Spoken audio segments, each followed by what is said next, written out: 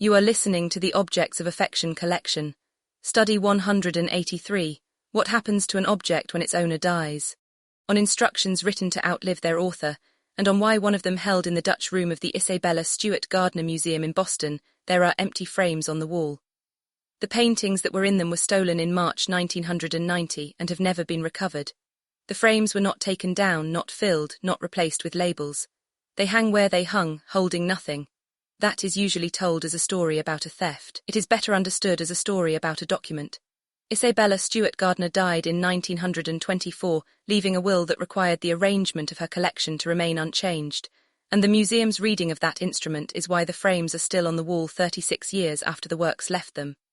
A dead woman's sentence is the reason an absence is on display. Roughly 90 miles away, Albert C. Barnes wrote an instrument of the same kind, with the same intent, and it did not hold. This institution has an interest in this that is not academic. The custodian's contract, the instrument by which Objects of Affection collection binds obligations to an object rather than to a transaction, contains no succession clause. It says what a custodian owes while the custodian is alive. It says nothing about what happens when they are not, which makes object permanence a property the instrument asserts and does not yet secure. This study is about how that gap has been handled by people who had to handle it, and what it would take to close.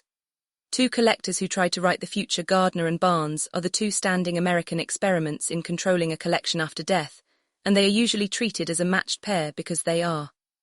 Gardner assembled her collection, built a Venetian-style palace to hold it, arranged it herself, and died in 1924. Her will endowed the museum and required that the galleries remain as she left them. Nothing added, nothing sold, nothing moved. Barnes assembled a collection of post-impressionist and early modern painting at a scale that is still difficult to comprehend, installed it in Marion, Pennsylvania according to his own hanging principles, wrote an indenture of trust specifying that the works remain exactly where he had put them, and died in 1951. Both men and women of this kind are usually described as controlling, and the description is accurate and useless. What matters is the mechanism each chose, because the mechanisms differed and the outcomes differed with them. The Barnes indenture, and what a court can do to one. The Barnes Foundation collection is no longer in Marion. It is in a building on the Benjamin Franklin Parkway in central Philadelphia, opened in 2012, in galleries that reproduce the Marion room proportions and hanging, but are not the Marion rooms. It got there through a court. In 2002, the foundation petitioned to alter the terms of the indenture on the grounds of financial necessity, and the petition succeeded. That was not the first such application, and it was not the last. The foundation has returned to court repeatedly since Barnes's death to modify one provision or another, and in 2023 secured the ability to lend works, which the indenture had forbidden. The legal instrument at work here is deviation. The doctrine also reached through CPR and Egrave. Anglo-American trust law permits a court to depart from the express terms of a charitable trust when circumstances have changed such that adherence would defeat the trust's purpose, and the classical formulation asks the court to approximate the settler's intent rather than to obey his instructions. Once financial impossibility is credibly alleged, the question stops being what Barnes wrote and becomes what Barnes would have wanted, and that second question is answered by a judge. This is not a scandal, and treating it as one misses the point. A charitable trust that cannot pay to keep the collection safe is not honoring the collection. The instruction was not defeated by bad faith. It was defeated by being an instruction and nothing more. The Gardner will, and the thing it has that the Barnes indenture did not. Gardner's will contains a provision that changes its character entirely, and it is the single most instructive detail in this study. Her instrument does not only require that the collection remain unchanged. It provides that if the requirement is broken, the entire collection is to be sold at auction, and the proceeds distributed to charity. Read what that does. Under the Barnes indenture, a trustee contemplating a change weighs the founder's wishes against present necessity, and necessity is a live argument that a court will hear. Under the Gardner will, a trustee contemplating a change is contemplating the destruction of the institution they serve. The collection is the museum. Selling it ends the thing. Barnes told his trustees what to do. Gardner told hers what it would cost. Only one of those survives contact with a board, a deficit, and a judge. The instruction that held is the one with a penalty attached, and the penalty is aimed at the trustees rather than at the object. Gardner did not make the collection harder to move. She made moving it pointless by ensuring that anyone who moved it would have nothing left to run. The empty frames are the proof of concept. There is a perfectly good argument for taking down a frame with nothing in it. It is a permanent advertisement of an unsolved crime, and a curator could reasonably want the wall back. The frames stay anyway. Whatever one thinks of that, it is an instruction from 1924 governing a wall in 2026, and it is doing so without anyone alive being obliged to agree with it. What the law actually offers a person who wants to bind an object, set the two museums aside, and the available mechanisms are few, and each fails in a characteristic way. The conditional gift. Give an object to an institution on terms with reversion if the terms are broken. This works and it is the strongest ordinary tool, but it requires a named party with both the standing and the appetite to sue, and heirs lose interest across generations at a rate that is well documented. The charitable trust. As above, durable in structure, deviable in substance, and the deviation is granted by a court that will ask what you would have wanted rather than what you said. Usufruct in civil law systems. A right to use and enjoy a thing without owning it, with the bare ownership held elsewhere and the usufruct extinguishing at death. This is the closest thing in law to what a custodial relationship actually is, and it is almost entirely absent from Anglo-American practice, which is why English-speaking discussions of stewardship keep reaching for contract instead of property. Museum accession policy. Not law but professional standard, codified by bodies such as the American Alliance of Museums and ICOM, and the operative document for most objects that pass into institutions. It is where deaccession is governed, and its force is reputational rather than legal. The artist's estate. A separate machinery again, concerned with authentication, reproduction and moral rights rather than with the fate of specific objects, and one where the disappearance of the artist reliably increases both the value and the contestation of what remains. What none of these does is bind an obligation to an object in a way that travels with the object automatically. Anglo-American law binds people, and people die. One obligation already travels with the object, and nobody drafted it. Every mechanism above is something a person writes. There is one duty in the object world that binds without being written by the owner at all, that survives the death of the person it protects, and that a later purchaser cannot escape by buying in good faith. Moral rights. Separately from copyright and from ownership of the physical thing, many legal systems grant an author rights of attribution and of integrity, to be identified as the maker, and to object to derogatory treatment of the work. The United Kingdom's guidance on rights in creative work sets out the general position, and the Collecting Society for Visual Artists administers the related resale right on artists' behalf.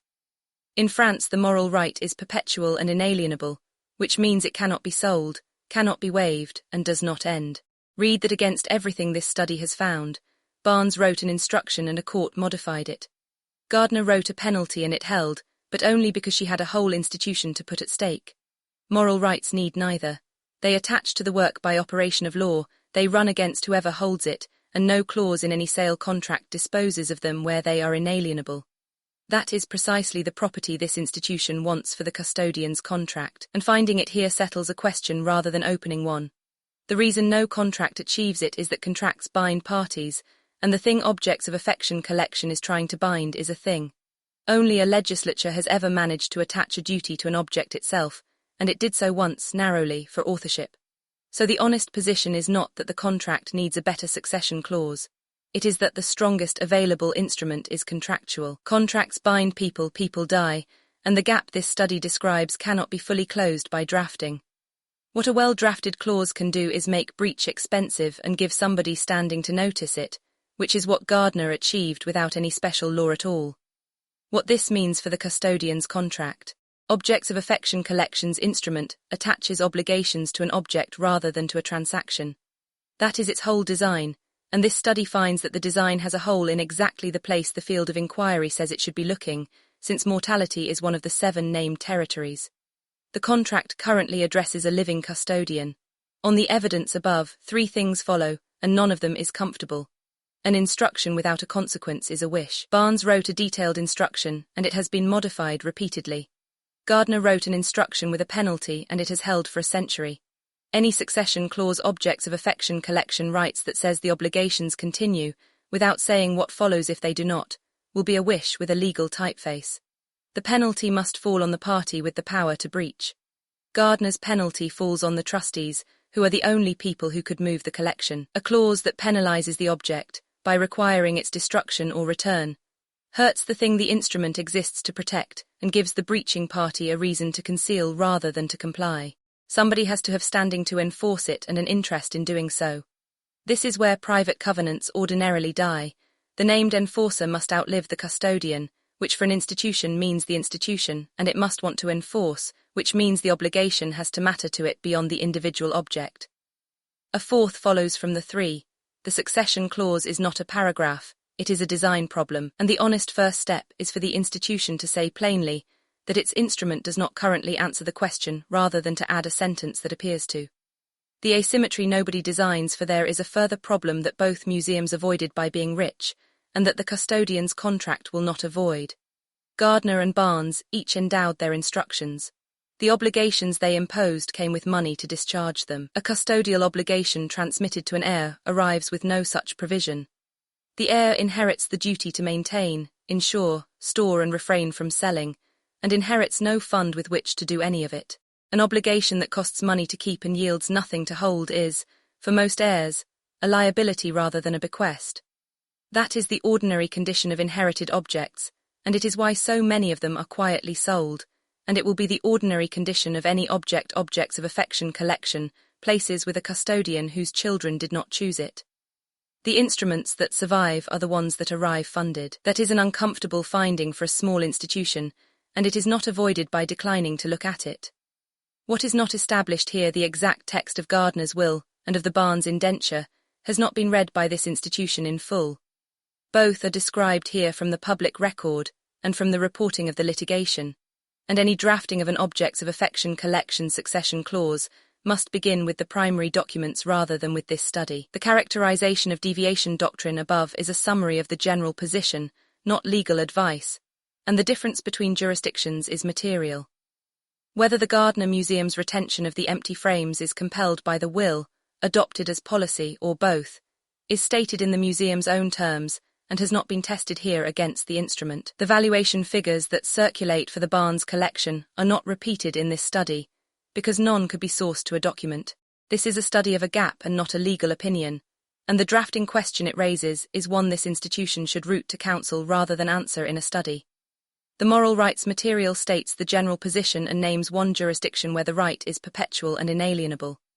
Scope, duration, waivability, and the treatment of works of applied art differ substantially between legal systems. No statute is quoted, and nothing here is legal advice. 2 references to a law database were removed from this study during a later pass.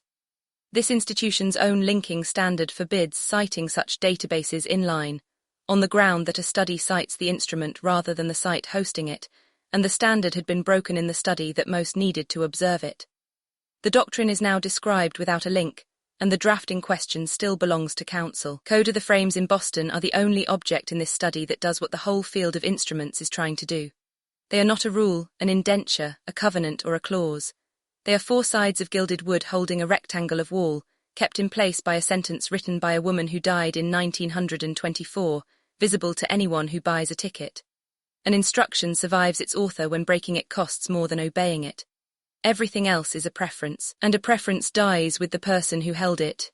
This has been a study from the Objects of Affection collection, a critical art research institution operating under the framework of post-luxury conceptual functional art. Read the full research at objectsofaffectioncollection.com.